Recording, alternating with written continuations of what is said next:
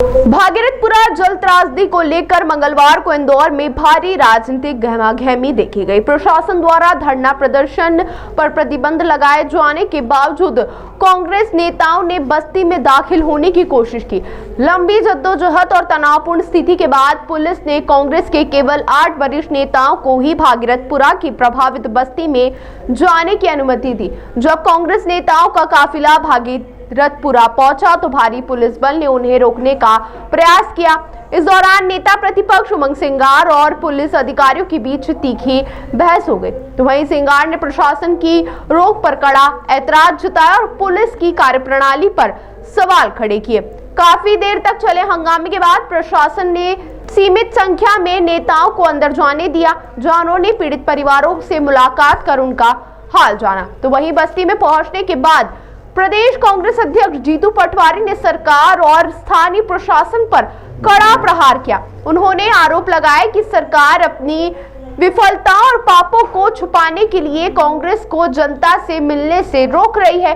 पटवारी ने कहा कि 17 लोगों की जान चली गई और प्रशासन अब भी वास्तविक स्थिति को बताने के बजाय प्रतिबंधों का सहारा ले रहा है। राजनीतिक मोर्चे पर कांग्रेस ने अब आर पार की लड़ाई का मन बना लिया है। प्रशासन ने क्षेत्र में किसी भी प्रकार के धरने या विरोध प्रदर्शन की अनुमति नहीं दी है, लेकिन कांग्रेस ने इन प्रतिबंधों को चुनौती दी है। कांग्रेस कार्यकर्ताओं ने स्पष्ट किया है कि वे झुकेंगे नहीं। पार्टी ने शाम को शहर के हर वार्ड में रैली निकालने और प्रभावितों की याद में कैंडल मार्च निकालने की घोषणा की। प्रशासन ने सुरक्षा कारणों और शांति व्यवस्था का हवाला देते हुए कड़े इंतजाम किए। वहीं कांग्रेस इसे जनता की आवाज दबाने का प्रयास बता रही है। उमंग सिंगार और जीतू पटवारी के नेतृत्व में कांग्रेस का हल्ला बोल अभियान अब वार्ड स्तर तक ले जाने की तैयारी है। पार्टी का कहना है कि जब तक दोषियों पर कार्रवाई नहीं होती और पीड़ितों को न्याय नहीं मिलता, उनका संघर्ष जारी रहेगा।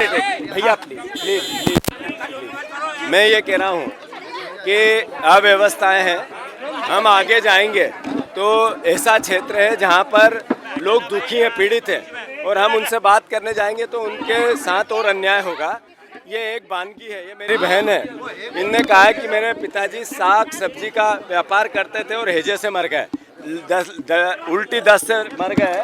ऐसे में बहन ने कहा कि भैया हमारा कोई पालन पोषण करने वाला नहीं है, हमारे परिवार की हत्याएं हुई, सरकार और जगह तो 1-1 करोड़ रुपए मुआवजा देती है और हमारी जान की कीमत 2 लाख रुपए। मैंने गलत तो नहीं कहा भाई? मैं सही तो बोल रहा हूँ। ये बात में अगर सरकार ये कहे कि जीतू पटवारी उसके मन से बोल के चला गया तो ये तो नहीं कर रहा हूँ मैं। सरकार का इनका मानना है, परिवार का, कि मेरी पिताजी की मौत की कीमत 2 लाख रुपए है, जिसमें मध्य प्रदेश के अधिकारी एक पंचायत के इंस्पेक्शन में 1.5 लाख रुपए का काजू बादाम खा गए और उनकी हत्या 2 लाख रुपए में कर दी। तो 1 करोड़ रुपए इनका मुआवजा मिले, कम से कम ये राहत तो दे सरकार। ये मेरी मांग है, मैं गलत तो नहीं कह रहा हूँ भाई? तो मैं अनुरोध करता हूँ, बाकी की बातें आगे करेंगे क्योंकि ये एविडेंस है। और मरे तो हैजे से पानी सही है। बहुत दिन से आपने शिकायत की थी, शिकायत करने के बाद लोगों ने कोई कार्रवाई की। ये शिकायत कर करके मर गए। सबसे स्वच्छ शहर था, उसके बाद कितने महीने से शिकायतें हो रही थी? 3-4 साल से शिकायत चल रही। 2-3 साल से शिकायत चल रही। आप बताओ भैया, यहाँ के कौन नहीं बोल पा रही? बहन तो कोई नहीं बोलो, मैं गलत हूँ? अच्छा बच्चा है, कितने दिन से शिकायत हो रही थी?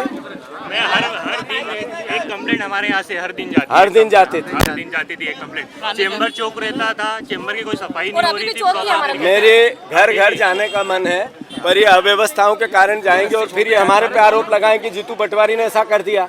तो मैं एक बानगी मान के फिर आऊंगा वापस अकेला। तो मेरी बहन ने कहा कि इनकी सबकी मांग है कि 2 लाख रुपए जान की कीमत नहीं हो सकती, और पहले जिनने हत्या की उन पे मुकदमे होने चाहिए, जिनने गड़बड़ करी उन पे कार्रवाई होनी चाहिए कि नहीं? केवल लिपापोती ऐसा है, ये क्लियर हो गया कि ये सरकारी हत्याएं हैं और 30 से ज़्यादा हत्याएं हुई है। सरकार आंकड़े छुपा रही है। 1 करोड़ रुपए मुआवजा दो और दोषियों को सजा मिले।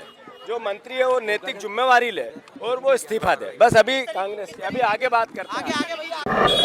देखिए, ये सरकार की असंवेदना है, असंवेदनशीलता का परिचय है कि एक इतनी बड़ी घटना हो गई और कांग्रेस विपक्ष के रूप में अगर उन लोगों से मिलने जा रहा है, उनके न्याय की बात करने जा रहा, तो इसमें सरकार को क्या आपत्ति? मैं नहीं समझता हूँ कोई विवाद की स्थिति होना चाहिए। बड़ी शर्म की बात है, पूरा इंदौर देख रहा है कि किस प्रकार से भारतीय जनता पार्टी प्रशासन का दुरुपयोग कर रहा है। और हम सबसे बात करेंगे उनको न्याय मिल रहा है कि नहीं सरकार से, उनको अधिकार जो उनके थे, जिनके आज घर के चिराग बुझ गए, उनको लेके मैं समझना चाहता हूं। और अगर वास्तविकता को लेके अगर हम लोग नहीं समझेंगे तो क्या सरकार क्या मनमानी करेगी इंदौर के अंदर? मनमानी नहीं होने देंगे भारतीय जनता पार्टी।